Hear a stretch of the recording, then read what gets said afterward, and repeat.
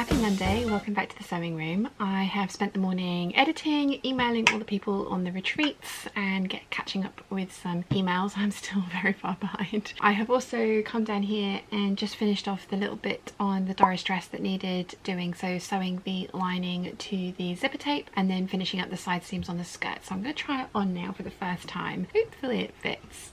I could have tried it on when I had just made the bodice, which probably would have been more sensible because it might have given me an opportunity to tweak things, but not really that much. And I'm glad that I'm going to have the weight of the skirt pulling down the bodice because that does affect the fit as well. We shall see. I shall show you what it looks like. As I mentioned, I think I am going to probably sew the French shut.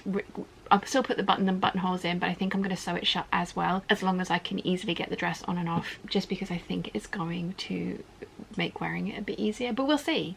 We'll see. Who knows? It might work with just the buttons and buttonholes. And I need to try that on. Then once I've worked out where the buttons and buttonholes can go, put those in, and then that one's done. Just needs hemming. And so I shall move on to the next one. I think I'm going to work on the 5951 next, because I'm excited to see how that one's going to turn out. And that one I might be able to just wear. I'm looking at the skirt now and I think that's dropping on the bias as well, so maybe I won't be able to. And it has got long sleeves and it might, yeah, it would be nice to have short sleeves and be able to put a cardigan on and off if it gets warm when we're away. Anyway, let me try the dress on, see where the buttons and buttonholes are going to go, and then if I'm even going to put them on, to be honest, or if I'm just going to sew it shut and then sew decorative buttons on. That might be an option. We'll see. Trying on the dress.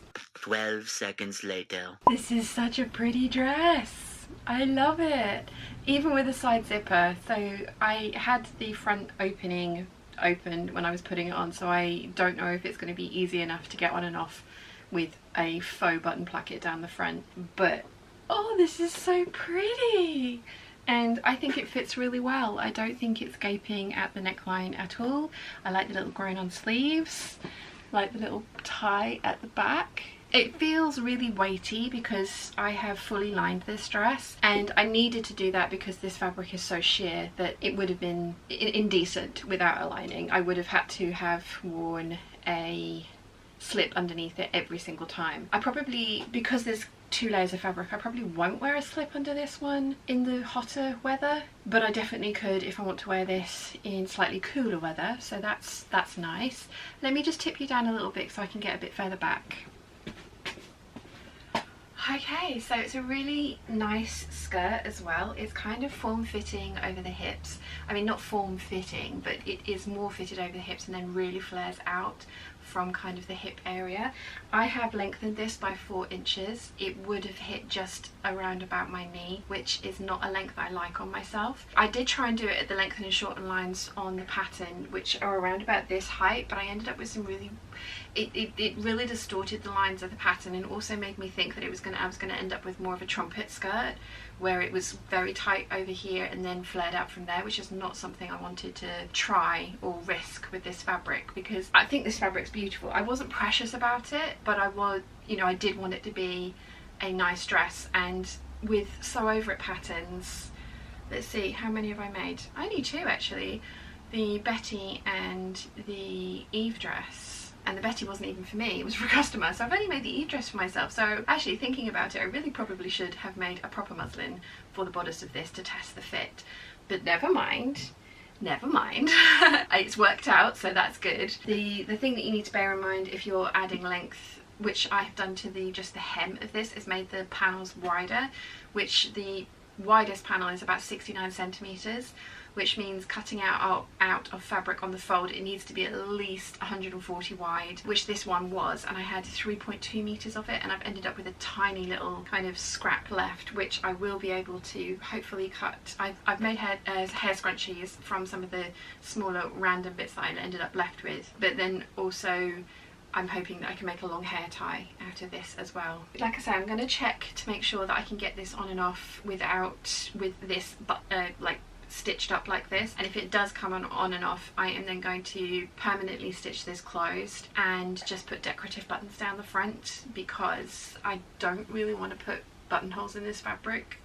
if I can help it, and I also don't want it gaping at the front. And I think, I mean, I don't know, I don't know. I know lots of other people have sewn this shut, and I do have issues with buttons gaping and things, and it's not too big. Let me just come a little bit closer.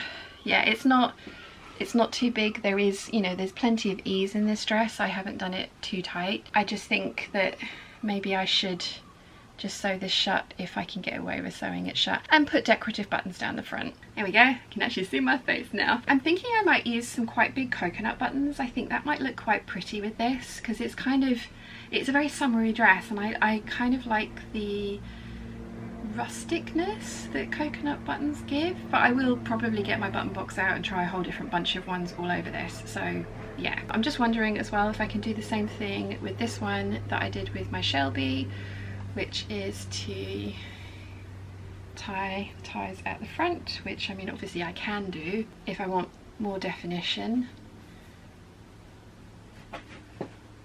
Yeah, that looks pretty. So I can have it either way, which is nice.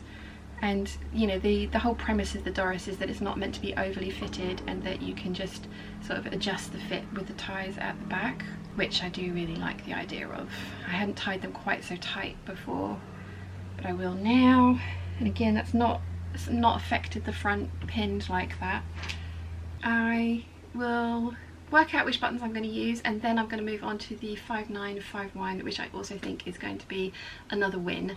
I'm really glad this was a win, because it's nice that I've tried a new dress that has worked, and it's not been one of those like, I'm not sure about it. Definitely like this. I actually have bought some Lady McElroy fabric, the orchid print, and I bought it from Sew Over It at the show, as well as the Doris pattern at the same time. I believe Athena has made that exact dress, and it looks beautiful. I'm just a bit worried because I only bought 3 meters of it. I'm a bit worried I'm not going to have enough, so I'm going to have to lay everything out, and that is a really big print. So I might even eliminate the front crossover here so that I don't have to worry about print placement too much. But we'll see, because I think, you know, part of the fun of this is the sort of front placket as well, so we'll see. Moving on to the 5951 next.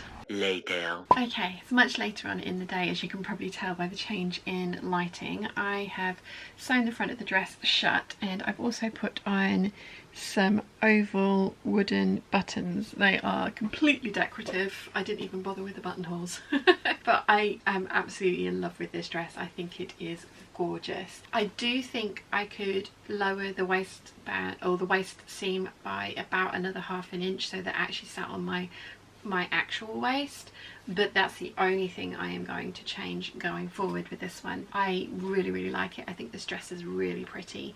The viscose, the outer viscose, the floral one, hasn't dropped too much on the bias, but the Americaine is really wavy. So this is going to be a good candidate for the hemming video, which will be coming in August. Actually, it's not too bad getting it on and off with a side zip. I didn't have any trouble with all the pins down the front of it, and I didn't have any trouble just putting it on just now to show you guys what it looks like, so that's good. And there will be more of these. There will be many more of these. I can get it out of the I think I had probably about 3 meters of fabric, 3.2 meters of fabric possibly, even with lengthening the skirt, but that was wide fabric, as I mentioned. So yeah, it's going to be another one that I may make this instead of the Eve dresses, because it's similar amount of fabric, slightly more work in this one, I think, possibly. And again, I've fully lined this. If I make it out of a fabric where I don't, actually, you know what, I was going to say I wasn't going to fully line any more of them, but the way that the waist is finished, because there's this lapped bit at the front, you can't turn the hem of the waist up to hide underneath the bodice lining. So what I've done is sandwich the waist seam in between the skirt outer and the skirt lining, so it's nice and clean on the inside. But if I didn't line the skirt, then I would have to work out another way of finishing the waistband, which I guess I could do with bias binding. And again, I could of course do it with overlocking, but I don't like overlocking the insides of my dresses. Again, personal preference. Maybe this one will always be lined, possibly. I don't know, because again, I hate facings. I absolutely hate facings, and I have maintained the facings on this particular dress and then just drafted a lining that attaches to them. I maintained the facing, so there's still fabric, so yeah, you can see there's the lining fabric, there's the facing. I maintained the facing just in case anything kind of rolls out.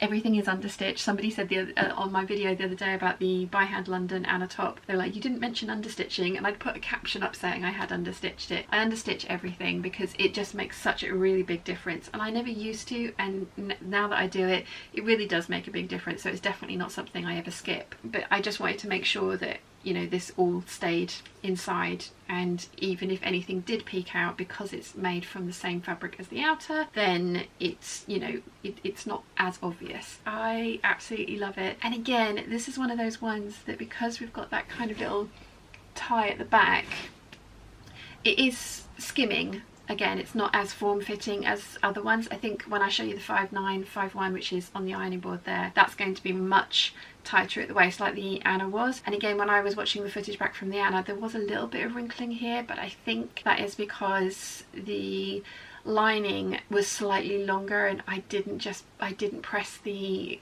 hem allowance up a little bit more. I kind of just, so I think I actually need to take the hem I need to unpick the hem seam, not the hem, the waist seam of, or the hem of the waistline on the lining from the Anna, press it up a little bit more so everything lies a bit smoother, because that dress does fit. It is a very tight fit, but it does fit.